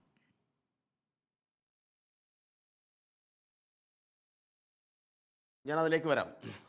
നേരത്തെ കോൺഗ്രസ് നേതാവ് പറഞ്ഞത് മുഖ്യമന്ത്രിയുടെ പ്രസംഗത്തെക്കുറിച്ചാണ്. അദ്ദേഹം സാധാരണ ചർച്ചയിൽ പറയാറുള്ള വാദങ്ങൾ കുറച്ചുകൂടി ശക്തമായി അവതരിപ്പിക്കുന്ന ഒരാളാണെന്ന് ഞാൻ കരുതിയത്. പക്ഷേ ഇന്നത്തെ വാദം വളരെ ദുർബലമായിപ്പോയി. അദ്ദേഹം എന്താ പറയുന്നത്? മുഖ്യമന്ത്രി പറഞ്ഞത് കേരളത്തിൽ BJPക്ക് ഞങ്ങൾ 2ാം സ്ഥാനം പോലും കൊടുക്കില്ല. അതിനു മുന്നേ മുഖ്യമന്ത്രി കഴിഞ്ഞ 2021 പറഞ്ഞൊരു പ്രഖ്യാപനം ഉണ്ടായിരുന്നു. കേരളത്തിലെ അക്കൗണ്ട് പൂട്ടിക്കും എന്നാണ് പറഞ്ഞത്. കേരളത്തിലെ മതനിരപേക്ഷ സമൂഹം മുഖ്യമന്ത്രിയുടെ വാക്കുകൾ ഏറ്റെടുത്തു. കേരളത്തിൽ ആകെ ഉണ്ടായിരുന്ന BJPയുടെ ഒരു സീറ്റും കൂടി ഇല്ലാതായി. BJP ഇപ്പം 0-ലേക്ക് എത്തി. ഇപ്പം എന്താ മുഖ്യമന്ത്രി പറഞ്ഞത് ഈ ലോക്സഭാ തെരഞ്ഞെടുപ്പിൽ BJPക്ക് 2ാം സ്ഥാനം പോലും ഉണ്ടാവില്ല. അപ്പം അത്ര ശക്തമായ നിലയിൽ BJP വിരുദ്ധമായ ആശയത്തെ ഞങ്ങൾ പ്രചരിപ്പിക്കും എന്നാണ് അത് കേട്ടു നിൽക്കുന്ന ആളുകൾക്ക് ബോധ്യപ്പെടുക.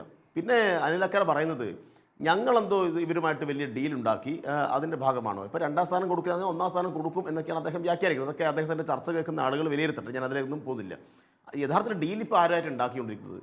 നിങ്ങളുടെ കോൺഗ്രസിൻ്റെ നേതാക്കന്മാരുമായിട്ടുള്ള ഡീല് നിങ്ങളെ ആളുകൾ ഭയപ്പെട്ടിട്ട് അങ്ങോട്ട് പോവുകയാണ്. അശോക് ചവാൻ എന്ന് പറയുന്ന നേതാവ് നിങ്ങളുടെ നേതാവല്ലേ, മഹാരാഷ്ട്രയിലല്ലേ? എന്തായിരുന്നു അദ്ദേഹത്തിൻ്റെ പേരിലുള്ള ആരോപണം? എന്തായിരുന്നു കേസ്? ഇപ്പോൾ ആ കേസിൻ്റെ അവസ്ഥ എന്താ? അദ്ദേഹം ഇന്ത്യയിലെ സൈനികർക്ക് നിർമ്മിച്ച ഫ്ലാറ്റിൽ അഴിമതി നടത്തി, വലിയ രൂപത്തിൽ BJP അദ്ദേഹത്തെ തുറങ്കിലടക്കുമെന്നൊക്കെയുള്ള പ്രഖ്യാപനം നടത്തി. അവസാനം അശോക് ചവാൻ BJP ഓഫീസിൽ പോയി, BJP മെമ്പർഷിപ്പ് എടുത്തു, അവിടെ പാളയത്തിലേക്ക് പോയി. എത്ര ആളുകൾ കാണാൻ പറ്റും? ഹിമന്ത് ബിശ്വ ശർമ്മ എങ്ങനെയാണ്? അദ്ദേഹത്തിൻ്റെ കേസ് ഇപ്പോൾ എന്തായി? ബീരൻ സിംഗ് ആരായിരുന്നു? ബീരൻ സിംഗ് ഇപ്പോൾ ആരുടെ മുഖ്യമന്ത്രിയാണ്? എന്തായിരുന്നു അദ്ദേഹത്തിൻ്റെ പേരിലുള്ള കേസ്? അതുപോലെ തന്നെ സനോജ്, ഇപ്പോൾ കോൺഗ്രസിൽ നിന്നും BJP-യിലേക്ക് പോയ നേതാക്കളുടെ എണ്ണം ഒരുപാടുണ്ട്. അല്ല, അതൊരു ഡീലായിട്ട് എങ്ങനെയാണ് അവതരിപ്പിക്കുന്നത്? പറയട്ടെ. അദ്ദേഹം പറഞ്ഞ ഡീൽ ഉണ്ടാക്കിയെന്നാണ്. ഡീൽ ഉണ്ടാക്കിയത് കോൺഗ്രസിന്റെ മുൻ മുഖ്യമന്ത്രിമാരും കോൺഗ്രസിന്റെ MPമാരും കോൺഗ്രസിന്റെ സമുന്നതരായ നേതാക്കന്മാരുമാണ് BJP-യുമായി ഡീൽ ഉണ്ടാക്കിയത്. അപ്പോൾ അദ്ദേഹം ഡീലിനെ കുറിച്ച് പറയുമ്പോൾ അദ്ദേഹത്തിന്റെ പാർട്ടിയിലെ ആളുകൾ ഡീൽ ഉണ്ടാക്കിയിട്ട് ഓരോ ദിവസം അങ്ങോട്ട് പോയിക്കൊണ്ടിരിക്കുകയാണ്. അപ്പോൾ ഡീലെല്ലാം അവിടെയാണ് ചർച്ച ചെയ്യേണ്ടത്. നിങ്ങളുടെ KPCC യോഗത്തിൽ പോയിട്ട് അതിൽ അക്കരെ ചർച്ച ചെയ്യണം. നിങ്ങൾ AICC മെമ്പറെന്ന് എനിക്കറിയില്ല, AICC നിങ്ങൾ അവിടെയാണ് ചർച്ച ചെയ്യേണ്ടത്. അത് ഇടതുപക്ഷത്തിന്റെ ആള് ഡീലെല്ലാം ഉണ്ടാക്കിയിട്ടുള്ളത് BJP-യുമായി അതിശക്തമായ ഫൈറ്റാണ്. നിങ്ങളറിയോ, ഗുജറാത്തിൽ ബൽക്കീസ് ബാനു കേസിൽ പ്രതികളെ തുറന്നു വിട്ടപ്പോൾ അതിനെതിരായിട്ട് അതിശക്തമായി സുപ്രീം കോടതി വരെ പോയിട്ട് BJP ഗവൺമെന്റിനെതിരായിട്ട് ആ പുറത്തുവിട്ട പ്രതികളെ തിരിച്ച് സുപ്രീം കോടതിയെ കൊണ്ട് പറയിപ്പിച്ചു ജയിലിലേക്ക് അടക്കണമെന്ന്. ആരാ നിന്നത്? ആരാ BJP-ക്കെതിരായി നിന്നത്? എത്രയെത്ര ഉദാഹരണങ്ങൾ കാണാൻ വേണ്ടി കഴിയും. ഡൽഹിയിൽ ഈ BJP ഗവൺമെന്റ് ബുൾഡോസർ ഉപയോഗിച്ച് ന്യൂനപക്ഷങ്ങളുടെ വീടുകൾ തകർത്ത സംഭവം ഉണ്ടായി. അതിന് മുന്നിൽ കയറി നിന്നിട്ട് ഒരടി പോലും നിങ്ങൾ മുന്നോട്ട് പോകരുത് എന്ന് പറയാൻ ധൈര്യമുള്ള ഒരു നേതാവേ അവിടെ ഉണ്ടായിട്ടുള്ളൂ. അത് പ്രിയങ്ക ഗാന്ധി അല്ല, അത് CPM-ന്റെ PB അംഗം ബൃന്ദ കാരാട്ട. നേരത്തെ കോടതിയിൽ പോയതാരാ? എല്ലാം ഇടതുപക്ഷത്തിന്റെ ആളുകളാ. ഡൽഹി കലാപത്തിന്റെ നാളുകളിൽ അവിടെ പ്രതികരിക്കപ്പെട്ടതാരാ? അത് സീതാറാം യെച്ചൂരിയുടെ പേരാണ്. സീതാറാം യെച്ചൂരിയുടെ പേരാണ് കുറ്റപത്രത്തിൽ BJP ഉൾപ്പെടുത്തിയത്, കോൺഗ്രസ് നേതാക്കന്മാരുടെ പേരല്ല.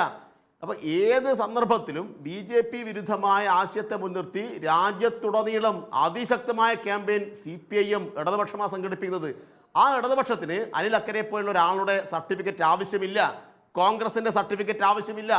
ഇടതുപക്ഷം BJP വിരുദ്ധമായ ഒരു ആശയത്തെ മുന്നോട്ട് നയിക്കുന്നു എന്നത് ഏതൊരാൾക്കും കാണാൻ വേണ്ടി കഴിയുന്ന കാര്യമാണ്. അതുകൊണ്ട് നിങ്ങൾ അത്തരം കാര്യങ്ങളുമായിട്ട് ജനങ്ങളെ പറ്റിക്കാൻ വേണ്ടി പുറപ്പെടേണ്ട. നരേന്ദ്രമോദി ഈ ദേശീയ തലത്തിൽ പല കാര്യങ്ങളും CPM-ന് ചൂണ്ടിക്കാണിക്കാനാകും. ഇവിടെ പിണറായി വിജയനും മോദിയും തമ്മിൽ ധാരണ എന്നുള്ളതാണ് പ്രധാനമായും സംസ്ഥാനത്ത് കോൺഗ്രസ് ഉന്നയിക്കുന്ന പ്രധാനപ്പെട്ട വിഷയം. സനോജ്, ദേശീയ തലത്തിൽ ഒരുപാട് കാര്യങ്ങൾ നിങ്ങൾക്ക് ചൂണ്ടിക്കാണിക്കാനുണ്ടാവും. തങ്ങളുടേതല്ലാത്ത 2 പേരെ ബലി കൊടുത്താലും 2 MPമാരെ സ്വർണ്ണത്താലത്തിൽ വെച്ച് CPM മോദിക്ക് കൊടുക്കും എന്നാണ് MM ഹസൻ പറഞ്ഞിരിക്കുന്നത്. അതുതന്നെ ഞാൻ പറഞ്ഞത്. കേരളത്തിലെ കോൺഗ്രസ്സിന് ദേശീയ തലത്തിൽ നടക്കുന്ന ഈ തെരഞ്ഞെടുപ്പിൻ്റെ രാഷ്ട്രീയമേ പിടികിട്ടിട്ടില്ല. ഇവരുടെ 18 MPമാർ അവിടെ ഉണ്ടല്ലോ. കഴിഞ്ഞ ദിവസം ഇവിടെ പത്തനംതിട്ട MPയോട് മാധ്യമപ്രവർത്തകർ ചോദിച്ചു, NIA ആക്ടിൽ ഭേദഗതി കൊണ്ടുവന്നപ്പോൾ നിങ്ങൾ എന്തായിരുന്നു അവിടെ നിലപാട് സ്വീകരിച്ചത്? എന്താ ആൻ്റോ ആന്റണി എന്ന് പറയുന്ന കോൺഗ്രസിൻ്റെ MP ആ പത്തനംതിട്ട പ്രസ് ക്ലബ്ബിൽ വെച്ച് പറഞ്ഞത്? നമ്മൾ മറന്നുപോയോ? NIA ആക്ടിനകത്ത് ഒന്നിക്ക് അനുകൂലിച്ചു എന്നോ അല്ലെങ്കിൽ പ്രതികൂലിച്ചു എന്നോ പറയാൻ കഴിയുന്നില്ല. ഞാനൊന്ന് പഠിക്കട്ടെ എന്നാണ് പറഞ്ഞത്, ഞാനൊന്ന് ഓർമ്മിക്കട്ടെ എന്നാണ് പറഞ്ഞത്. അത്രയേ ഉള്ളൂ കോൺഗ്രസിൻ്റെ അവസ്ഥ. അതുകൊണ്ട് 18 അല്ല 20 ആളുകൾ ഇവരങ്ങോട്ട് പോയി കഴിഞ്ഞാലും പ്രത്യേകിച്ച് BJP-ക്ക് ഇവരൊരു ഭീഷണിയല്ല.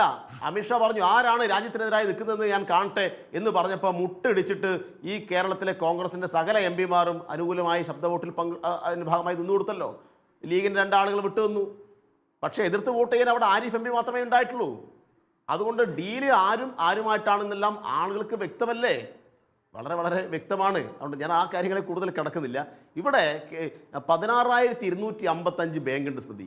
കേരളത്തിൽ 16,255, 272 സഹകരണ ബാങ്കിലാണ് ക്രമക്കേട് നടന്നിട്ടുള്ളത്. അതിനകത്ത് 202 ബാങ്കും ഭരിക്കുന്നത് UDF-ന്റെ ആളുകളാണ്.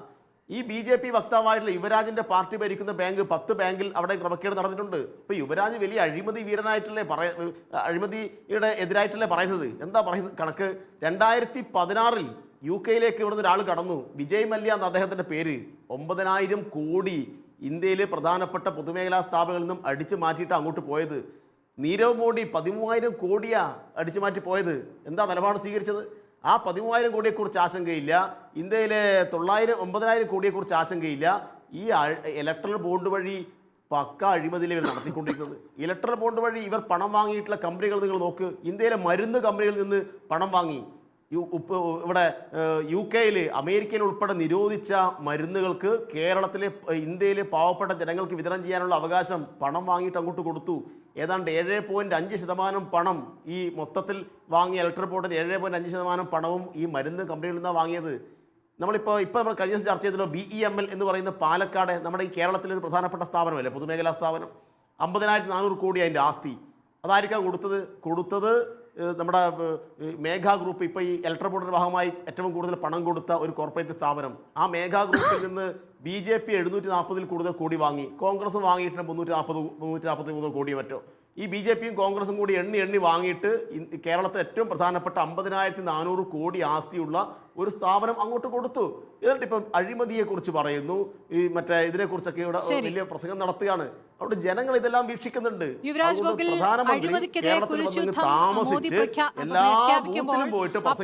ഇലക്ട്രൽ ബോണ്ട് വഴി ഏറ്റവും വലിയ അഴിമതി ഈ NDA സർക്കാരാണ് നടത്തിയതെന്ന വാദം പ്രതിപക്ഷം അതിശക്തമായി ഉന്നയിക്കുന്നുണ്ട്. അതിന്റെ തെളിവുകൾ ഇതിനകം പുറത്തു വന്നതാണ്. സ്മൃതി, അതിനകത്ത് അങ്ങനെ തെളിവുകളായിട്ട് എന്തെങ്കിലും ഉണ്ടെന്നുണ്ടെങ്കിൽ അവർക്ക് കോടതിയിൽ പോവാം. ഈ നിമിഷമായിട്ട് അവർ കോടതിയിൽ പോയിട്ട് ഇങ്ങനെ ഒരു അഴിമതി നടന്നിട്ടുണ്ട് എന്ന് പറഞ്ഞിട്ട് അവരെന്തെങ്കിലും നടപടിക്ക് പോകുന്ന കണ്ടിട്ടുണ്ടോ? കോടതി ആവശ്യപ്പെട്ടിട്ട് തെരഞ്ഞെടുപ്പ് കമ്മീഷൻ പുറത്തുവിട്ട വിവരങ്ങളാണല്ലോ BJP വാങ്ങിച്ചിരിക്കുന്നത്. കോടതി ആവശ്യപ്പെട്ടിട്ട് തെരഞ്ഞെടുപ്പ് കമ്മീഷൻ പുറത്തുവിട്ട വിവരങ്ങളാണല്ലോ നമ്മളെല്ലാവരും വായിച്ചത്. അഴിമതി ഉണ്ടെങ്കിൽ അത് പറയണ്ടേ? അല്ല ചുമ്മാ അല്ല സ്മൃതി, ആയിക്കോട്ടെ സ്മൃതി, വായിച്ചു എന്ന് അല്ലാന്ന് ഞാൻ പറഞ്ഞില്ലല്ലോ. പക്ഷെ അതിനകത്ത് അഴിമതി ഉണ്ട് എന്ന് പറയുമ്പോൾ ആ അഴിമതി എന്താണെന്ന് പറയണം. അല്ലാണ്ട് റിപ്പോർട്ട് പുറത്തുവിട്ടു BJP ഇത്ര വാങ്ങി, ഇലക്ട്രൽ ബോണ്ടുകൾ ലഭിച്ച വഴി എങ്ങനെയാണെന്നുള്ളത് അറിഞ്ഞല്ലോ. എങ്ങനെയാണ് എനിക്കൊന്ന് പറഞ്ഞുതരാമോ? ED അന്വേഷണം നടന്നു കഴിഞ്ഞാൽ ED നടപടിയെടുക്കുമെന്ന് പറഞ്ഞവർ തൊട്ടു പിന്നാലെ ഇലക്ട്രൽ ബോണ്ടുകൾ വാങ്ങുന്നു, BJPയെ സഹായിക്കുന്നു. എത്ര കേസുകളാണ്, എത്ര പേരുടെ വിവരങ്ങളാണ് പുറത്തു വന്നത്? സ്മൃതി, അത് BJPക്ക് ഏതാണ്ട് 8,000 കോടി രൂപ ഇലക്ട്രൽ ബോണ്ട് വഴി കിട്ടിയിട്ടുണ്ട്. അതിനകത്ത് എത്ര കമ്പനികൾ ഉണ്ടാവും സ്മൃതി? അങ്ങനെ 14 കമ്പനികൾ. ED അന്വേഷണത്തിന് വലയിലിരുന്ന 14 കമ്പനികൾ. 3000-ലധികം ED റെയ്ഡ് നടത്തിയ 14 കമ്പനികൾ. അതാണ് ഞാൻ പറഞ്ഞത്. അതെ, 14 അല്ല 16 കമ്പനി. 16 കമ്പനികൾ പറയൂ. മൊത്തം 42 കമ്പനികളാണ് ED അന്വേഷണവുമായി ബന്ധപ്പെട്ട്. ഞാൻ പറഞ്ഞോട്ടെ സ്മൃതി, ഞാൻ നിങ്ങൾ പറഞ്ഞതിനേക്കാൾ കൂടുതൽ കമ്പനി ഉണ്ടെന്നാണ് ഞാൻ പറയുന്നത്. 3000-ലധികം കമ്പനികളില് 3000-ലധികം റെയ്ഡുകള് ED നടത്തിയിട്ടുണ്ട് ഇന്ത്യയിൽ. 2014 ശേഷം ഇങ്ങോട്ട് 3000-ലധികം റെയ്ഡുകൾ നടത്തിയിട്ടുണ്ട്. അതിൽ വെറും 14-16 കമ്പനിയുടെ കയ്യിൽ നിന്നല്ലേ മേടിച്ചിട്ടുള്ളൂ. വെറും 14-16 കമ്പനിയുടെ കയ്യിൽ നിന്ന്. നിങ്ങൾ പറയുന്ന പോലെ 3000 കമ്പനിയുടെ വാങ്ങിച്ചിരുന്നെങ്കിൽ, പോട്ടെ 1500 വാങ്ങിച്ചിരുന്നെങ്കിൽ, 1000 വാങ്ങിച്ചിരുന്നെങ്കിൽ, 500 വാങ്ങിച്ചിരുന്നെങ്കിൽ, 100 കമ്പനിയുടെ എന്തെങ്കിലും വാങ്ങിച്ചിരുന്നെങ്കിൽ ഓക്കെ. BJP ഒരുപാട് ഇലക്ട്രൽ ബോണ്ട് വാങ്ങിയിട്ടുണ്ടാവുന്നു. ഈ 10-14 അതുകൊണ്ട് അങ്ങനെയാണെന്നുണ്ടെങ്കിൽ CPM-ന്റെ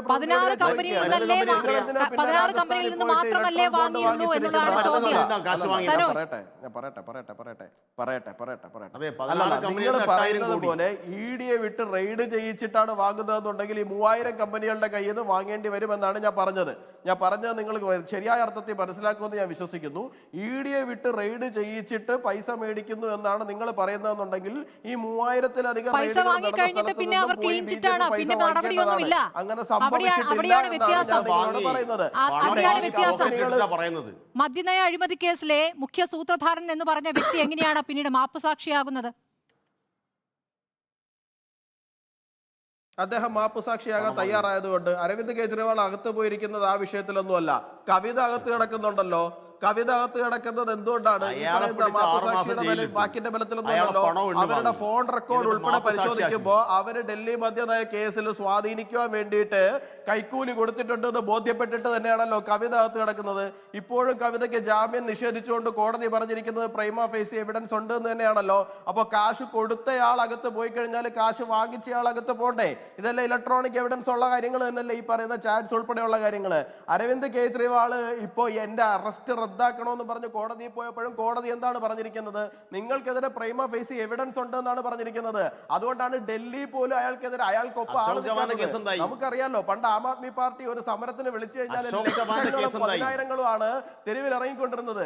ഇപ്പൊ കഴിഞ്ഞ ദിവസം ആം ആദ്മി പാർട്ടി കേസുകൾ ഏത് രൂപത്തിലാണ് കോടതി അത് പരിഗണിക്കുകയെന്നും ഏത് രൂപത്തിലാണ് പ്രവർത്തിക്കുകയെന്നും താങ്കൾക്കും അറിയാം യുവരാജ് ഗോകുൽ. ഒരു മിനിറ്റ്, സമയം കഴിയുകയാണ്. അനിൽ അക്കര, കരുവന്നൂർ സ്മൃതി, എങ്ങനെയാണ് ഈ ഞാൻ തെരഞ്ഞെടുപ്പിൽ പ്രതിഫലിക്കാൻ പോകുന്നത്? മനോജ് പറയുന്നതിന് ബാക്കിയുള്ളവർക്ക് എല്ലാവർക്കും മറുപടി പറയണ്ടേ? ഞാൻ പറയുമ്പോൾ നിങ്ങൾ ഇങ്ങനെ ഇടപെട്ടോണ്ടിരുന്ന ഞാൻ ഒരു എങ്ങനെ സംശയവും വേണ്ട. മറുപടി പറയാ? ഇവിടെ പ്രധാനമന്ത്രി അജ്ഞത നടിച്ച് ഈ കരുവന്നൂരിലെ പാവങ്ങളെ ഈ 10 തുട്ട് കാട്ടി പറ്റിക്കാൻ ശ്രമിച്ചതാണ്. നിയമപരമായി അതിനൊരു യാതൊരു സാങ്കത്യവുമില്ല. ഇവിടെ കൊള്ളക്കാർ CPM-കാരാണ്. ആ കൊള്ളക്കാരെ സംരക്ഷിക്കുന്നത് BJP-കാരാണ്. ഈ കൊള്ളക്കാരെയും കൊള്ളക്കാരെ സംരക്ഷിക്കുന്ന BJP-കാരെയും തൃശ്ശൂരിലെ ജനങ്ങൾ ഇവർക്കെതിരായുള്ള വിധിയെഴുത്തായി ഈ തെരഞ്ഞെടുപ്പ് മാറും. അതാണ് ഈ തെരഞ്ഞെടുപ്പിന്റെ റിസൾട്ട്. താങ്കളുടെ സമയത്ത് ഒരു തവണ പോലും ഇടപെട്ടില്ല. എന്നെ ഒന്ന് പറയാൻ അനുവദിക്കുക. ഞാൻ ചോദിച്ചിട്ടാണ് അനിൽ അക്ര പറഞ്ഞത്. സനോജിന് അറിയേണ്ടിയിരുന്ന ഒരു കാര്യം എന്ന് വെച്ച് കഴിഞ്ഞാൽ ചോദിച്ചിട്ടാണ് പറഞ്ഞത്. ഞാനേ ശ്രീ ഗോകുൽ, ഞാൻ ഒരു മിനിറ്റ് കയറി നിങ്ങളുടെ സമയത്തിൽ സംസാരിക്കുന്ന ആളല്ല. എന്നോട് സ്മൃതി ചോദിച്ചതിന് ശേഷമാണ് ഞാൻ മറുപടി പറഞ്ഞത്. അതിന് എന്നെ തെറ്റിദ്ധരിക്കുക. ഞാൻ സംസാരിക്കുന്ന ആളല്ല. ശരി ഗോകുൽ പറയൂ. പറയൂ. പറയൂ. അല്ല, ഞാൻ അദ്ദേഹം ചോദിച്ച ചോദ്യം കേട്ടില്ല, അതുകൊണ്ടാണ്. അദ്ദേഹം എന്താ ചോദിച്ചേ? താങ്കൾ പറഞ്ഞുകൊണ്ടിരുന്നത് പറയൂ. അല്ല, ഞാൻ പറഞ്ഞത് ഇത്രയേ ഉള്ളൂ. അല്ല, ഞാൻ പറയാം.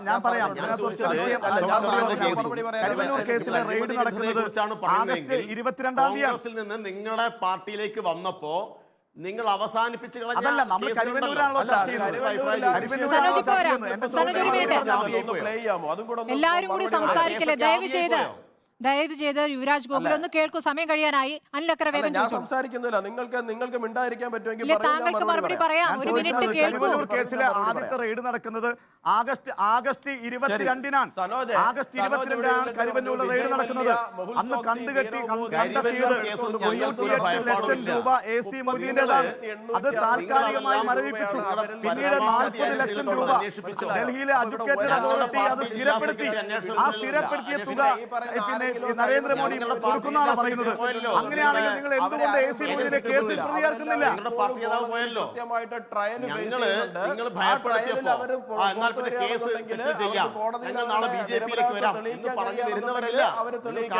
ഞങ്ങൾക്ക് പറയാനുള്ളൂ, ഒരാൾക്കെതിരായിട്ടുമുള്ള നടപടികൾ അടുത്ത ദിവസം ED പിൻവലിക്കുന്നതോ അല്ലെങ്കിൽ മറ്റ് അന്വേഷണ ഏജൻസികൾ പിൻവലിക്കുന്നതോ ആയിട്ടുള്ള സാഹചര്യം ഇതുവരെ ഈ രാജ്യത്ത് ഉണ്ടായിട്ടില്ല. പിന്നെ ഹിമന്ത ബിശ്വ ശർമ്മയൊക്കെ 2014 കോടതി വെറുതെ വിട്ടതാണ്. 2015 കഴിഞ്ഞിട്ടാണ്. എങ്ങനെയാണ് കോടതി വെറുതെ വിടുന്നത്?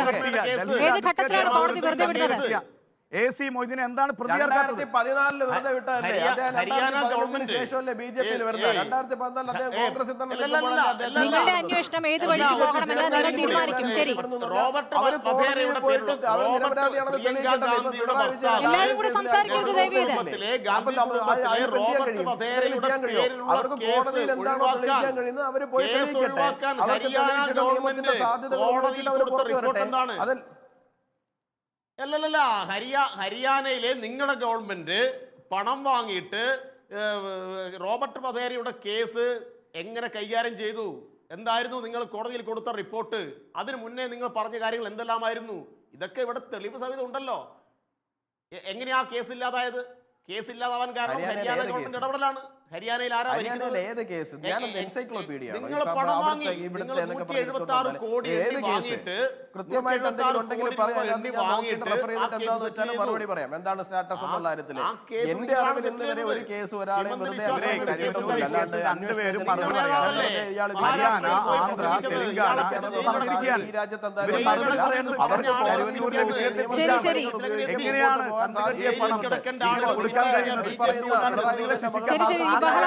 ബഹളം മാത്രമേ ഉള്ളൂ. ആരും പറയുന്നത് വ്യക്തമല്ല. സാധ്യതകൾ ഉപയോഗിക്കുന്നില്ലേ? ഹൈക്കോടതി നിങ്ങൾക്ക് റിലീഫ് തന്നിരുന്നെങ്കിൽ ED എന്ത് ചെയ്യുമായിരുന്നു? നമുക്ക് EDക്ക് എന്തെങ്കിലും ചെയ്യാൻ കഴിയുമായിരുന്നോ? ഇല്ലല്ലോ. ഹൈക്കോടതി ബാംഗ്ലൂർ കോടതിയിൽ പോയി. നമ്മുടെ സമയം പൂർണ്ണമായി അവസാനിക്കുകയാണ്. വളരെ നന്ദി ചർച്ചയിൽ പങ്കെടുത്ത 3 പേർക്കും.